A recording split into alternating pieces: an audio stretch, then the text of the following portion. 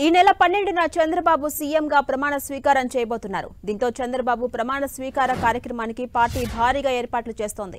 ప్రమాణ స్వీకార కార్యక్రమానికి సంబంధించిన సామాగ్రిని దాదాపు 50 లారీల్లో తరలి వెళ్తున్నాయి. సామాగ్రితో ఉన్న 50 లారీలు రాయపూడి సీడ్ యాక్సెస్ రోడ్డుపై నిలిపారు. ఉద్దండ్రాయునిపాలెం లేదా రాయపూడిలో చంద్రబాబు ప్రమాణ స్వీకార కార్యక్రమం జరగబోతోంది. ఈ కార్యక్రమ ఏర్పాట్లను హైదరాబాద్కు చెందిన ఆర్కే ఈవెంట్స్ నిర్వహిస్తోంది.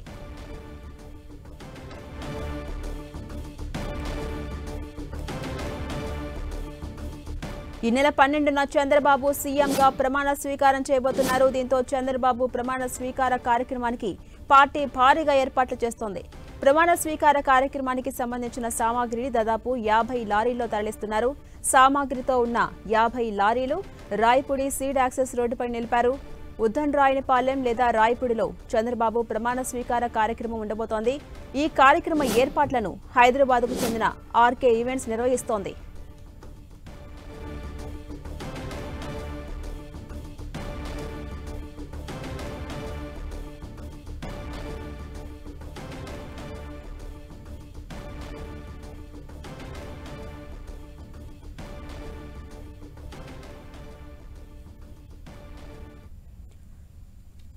ఇదే అంశానికి సంబంధించి మరింత సమాచారం మా ప్రతినిధి మనకు అందిస్తారు. ఇక ఈ నెల 12న చంద్రబాబు ప్రమాణ స్వీకార కార్యక్రమం ఉండబోతోంది. అలాగే 50 లారీల్లో కూడా తరలిస్తున్నారు సామాగ్రి. అప్డేట్స్ ఏంటి? ఈ నెల 12వ తేదీన చంద్రబాబు నాయుడు ప్రమాణ స్వీకారానికి సంబంధించి అన్ని ఏర్పాట్లను అధికార యంత్రాంగం చేస్తా ఉంది. గుంటూరు జిల్లా కలెక్టర్ దీనికి సంబంధించినటువంటి స్థలానికి సంబంధించిన వ్యవహారం మీద అన్నింటినీ కూడా మాట్లాడుతూ ఉన్నాడు. సీఎం గా ప్రమాణ స్వీకారం చేయనటువంటి చంద్రబాబు నాయుడుకు సంబంధించినటువంటి ఎవరైతే ముఖ్యులు ఉన్నారో, పార్టీలో ఉన్నటువంటి ముఖ్య నేతలు ఎవరున్నారో వారితో కూడా సంప్రదింపులు జరుపుతా ఉన్నారు. చంద్రబాబు నాయుడు ఏ విధంగా ప్రమాణ స్వీకారం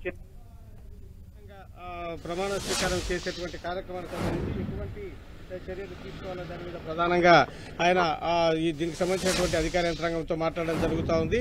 చంద్రబాబు నాయుడు తో పాటు ఆ కార్యక్రమానికి ప్రధానమంత్రి నరేంద్ర మోడీ వస్తారని చెప్పేసి తెలుస్తూ ఉంది. అయితే ప్రధానమంత్రి నరేంద్ర మోడీ షెడ్యూల్ ఏ విధంగా ఉంటుందనే దాని మీద కొంత సందిగ్ధావస్థలో ఉంది. చంద్రబాబు నాయుడు తన ప్రమాణ స్వీకారానికి రావాల్సిందిగా నరేంద్ర మోడీని ఆహ్వానించడం కూడా జరిగింది. ఆయన ఆహ్వానిస్తే కనుక దానికి సంబంధించినటువంటి ప్లేసు ఏ విధంగా ఎక్కడ ఏర్పాటు చేయాలనే దాని మీద నిర్ణయం తీసుకునే అవకాశం ఉంది. ఎందుకంటే గతంలో చంద్రబాబు నాయుడు తన ప్రమాణ స్వీకారానికి నరేంద్ర మోడీని ఆహ్వానించడం జరిగింది. సరిగ్గా 10 సంవత్సరాల క్రితము ఉద్దండ్రాయునిపాలెం వద్ద చంద్రబాబు నాయుడు ప్రమాణ స్వీకారం చేయడం జరిగింది. ఆ ప్రాంతంలో అప్పుడు ఏదైతే శంకుస్థాపన కార్యక్రమం ఏదైతే ఉందో శంకుస్థాపన కార్యక్రమానికి నరేంద్ర మోడీ రావడం జరిగింది. కాబట్టి అదే సెంటిమెంట్తో ఈసారి అక్కడే తన ప్రమాణ స్వీకారం చేయాలా అని చెప్పేసి భావిస్తున్నారు.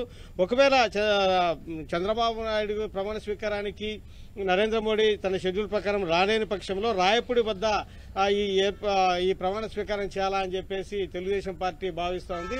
దీనికి సంబంధించి అన్ని ఏర్పాట్లను కూడా చేస్తా ఉన్నారు. హైదరాబాద్ నుంచి దీనికి సంబంధించిన పెద్ద ఎత్తున మెటీరియల్ కూడా వస్తూ ఉంది. బిగ్ స్క్రీన్లు, తర్వాత స్టేజీ ఏర్పాట్లు అన్నింటినీ కూడాను హైదరాబాద్కు సంబంధించినటువంటి ఒక సంస్థకు అప్పగించడం జరిగింది. వారు ఇప్పుడు మనం విజువల్లో చూస్తున్నటువంటి ఈ లారీలలో ఈ మెటీరియల్ అంతా రావడం జరిగింది. ఈ మెటీరియల్ ను అన్నింటినీ కూడాను సీడ్ యాక్సెస్ అంటే రాయపూడి జంక్షన్ వద్ద ఉన్నటువంటి సీడ్ యాక్సెస్ రోడ్లో ఈ లారీలన్నింటినీ పెట్టడం జరిగింది. అధికార యంత్రాంగం నుంచి దీనికి సంబంధించినటువంటి డైరెక్షన్ వచ్చిన వెంటనే అది ఎక్కడ ఈ ప్రమాణ స్వీకారం చేయాల్సి ఉంటుంది, ఉద్దండ్రాయునిపాలెంలో ఉన్నటువంటి ఏదైతే శంకుస్థాపన చేసినటువంటి ప్లేస్ ఏదైతే ఉందో దానికి సమీపంలోన లేదంటే రాయపూడి వద్దన అనే దాని మీద గుల్లమల్లాల అధికార యంత్రాంగం పడతా ఉంది. చంద్రబాబు నాయుడు నుంచి వచ్చిన గ్రీన్ సిగ్నల్ వస్తానే దానికి సంబంధించినటువంటి ప్లేస్ మీద ఆ ప్రాంతానికి రావడం జరుగుతుంది. ఆ ప్రాంతంలో ఈ వెహికల్స్ అన్ని తీసుకెళ్లి అక్కడ చేసి దీనికి సంబంధించినటువంటి ఏర్పాట్లన్నీ చేయడం జరుగుతుంది. విజయ్ చంద్ర, మొత్తం ఎంతమంది హాజరయ్యే విధంగా ఏర్పాట్లు అనేవి కొనసాగుతున్నాయి? అలాగే సీఎంతో పాటు ఈ నెల 12న మంత్రులుగా ఎవరైనా ప్రమాణ స్వీకారం చేసే అవకాశాలున్నాయా? చంద్రబాబు నాయుడుతో పాటు దాదాపు ఒక 10 మంది దాకా ముఖ్యులు ఎవరైతే ఉన్నారో, పార్టీలో సీనియర్లు అయితే ఎవరు ఉన్నారో వారికి ప్రమాణ స్వీకారం చేయడం జరుగుతుంది. ప్రతిసారి కూడా ఇది అనవాయితీగానే జరుగుతుంది. ఆ తర్వాత పూర్తి స్థాయిలో దీనికి సంబంధించినటువంటి మంత్రివర్గ ఏర్పడిన తర్వాత ఆ శాఖల కేటాయింపు ఉంటుంది. అంతవరకు మంత్రులుగా ప్రమాణ స్వీకారం చేస్తారు. దీనికి సంబంధించినటువంటి ఈ రోడ్డు ఫెసిలిటీస్ కూడా చాలా బాగా ఉంటుంది. కాబట్టి ఈ ప్రాంతాన్ని ఎన్నుకోవడం జరిగిందని చెప్పొచ్చు. దాదాపు ఒక 3-4 వేల మంది జనం హాజరయ్యే విధంగా దీనికి సంబంధించినటువంటి ఏర్పాట్లు చేయడం జరుగుతోంది. అంతకుమించి కూడా వచ్చే అవకాశం ఉంది. అంటే అంతకుమించి కూడా వచ్చినా కూడాను ఏమాత్రము దానికి సంబంధించినటువంటి ఇబ్బందులు కలగకోకుండా అధికార యంత్రాంగం దానికి సంబంధించిన ఏర్పాట్లు చేయడం జరుగుతోంది. వీరందరూ కూడాను ఇప్పుడు ఈ ప్రమాణ స్వీకారానికి సంబంధించినటువంటి ఏర్పాట్లు చేసేందుకు వీరందరూ కూడాను రావడం జరుగుతోంది. Right, thank you Vijay Chandra.